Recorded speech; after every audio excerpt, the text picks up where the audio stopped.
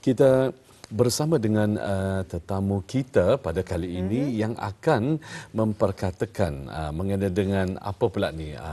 Kesejahteraan mental ibu bapa yang membesarkan anak berkeperluan khusus. Itu dia. Bersama dengan tetamu kita, alhamdulillah pada pagi ini itu Puan Hajah Nur Ajlin Uminatul Hafizan binti Haji Alimas, merupakan kaunselor dan pengasas QHAD.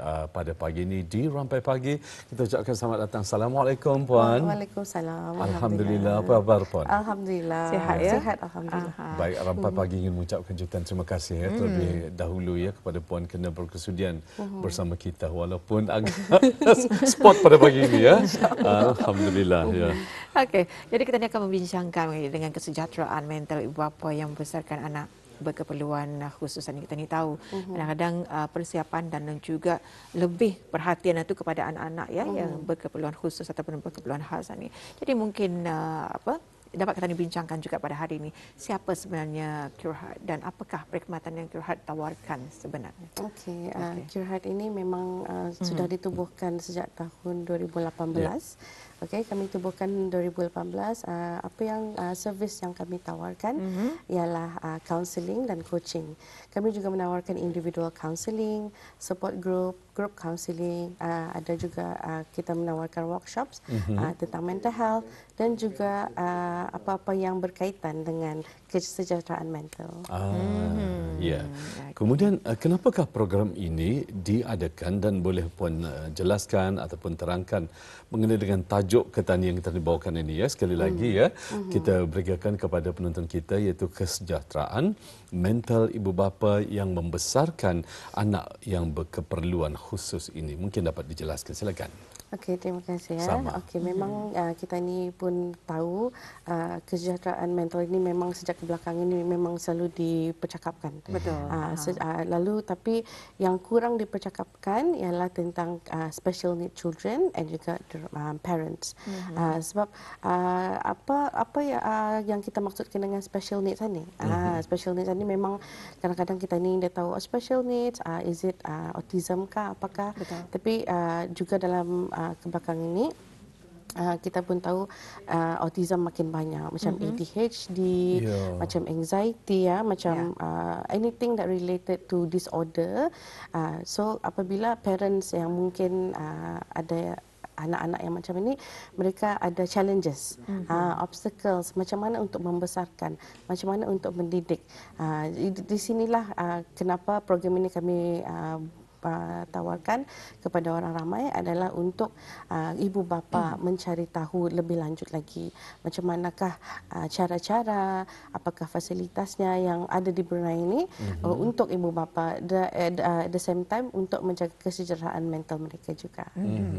Alhamdulillah. Jadi kenapa pentingnya untuk ibu bapa penjaga menghadiri program ini?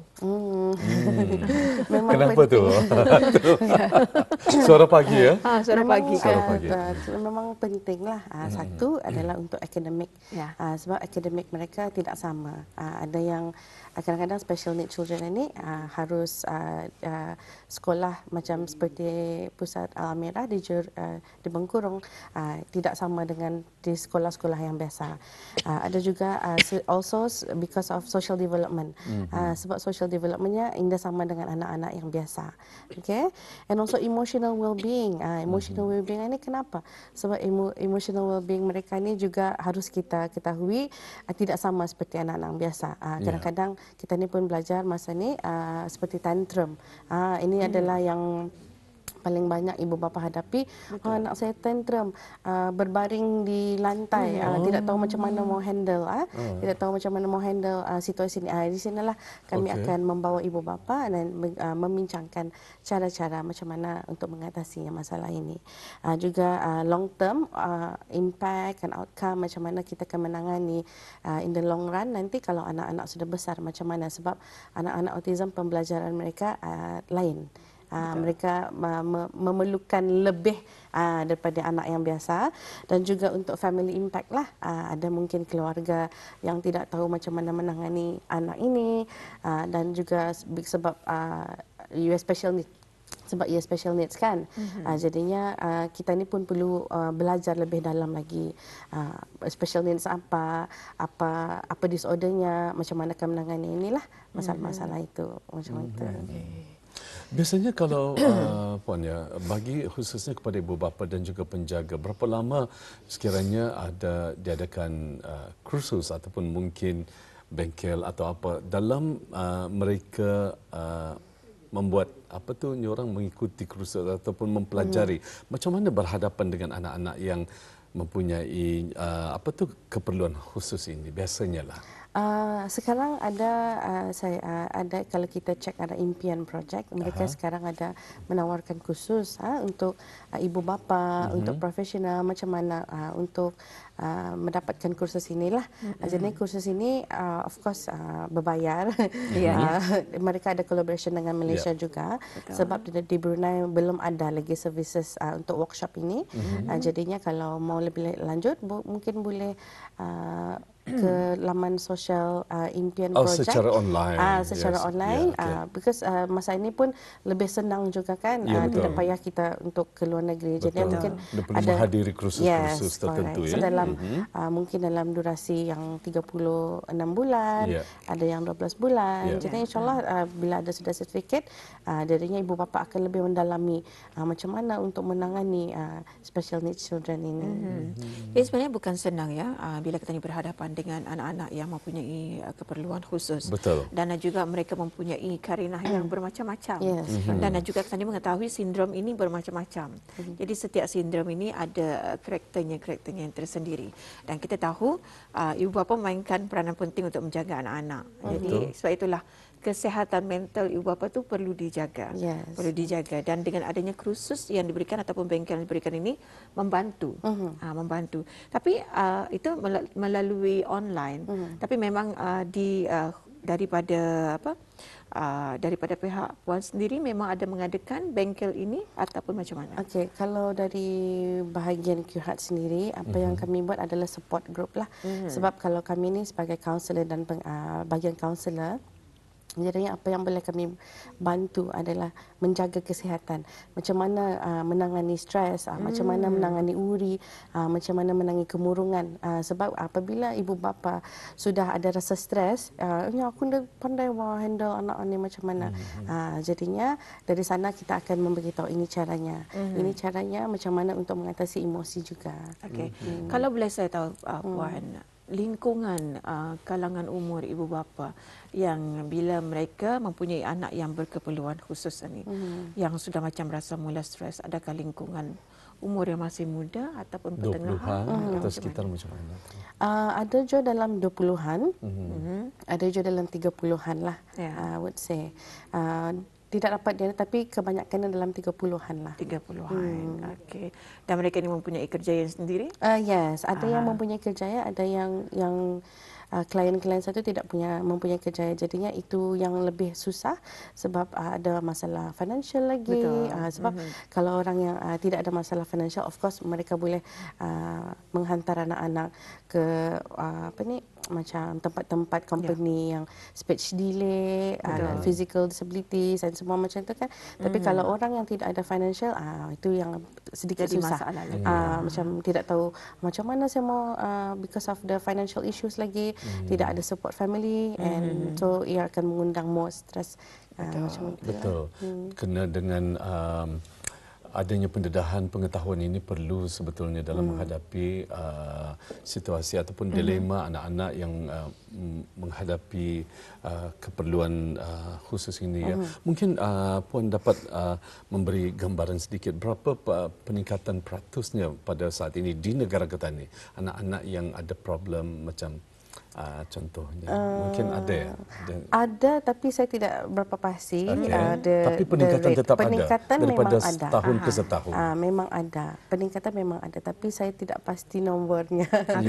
Jadi peningkatan itu peningkatan yang anak-anak berkeperluan khusus ini memang semakin hari semakin meningkatlah. Tapi kita ni juga perlu sebenarnya menjaga kesihatan para ibu bapanya yang mempunyai anak-anak seperti ini. Jadi bila Ketani perlu mengetahui kesihatan mental ibu bapa ni dan juga apakah ada intervensi yang perlu dilakukan.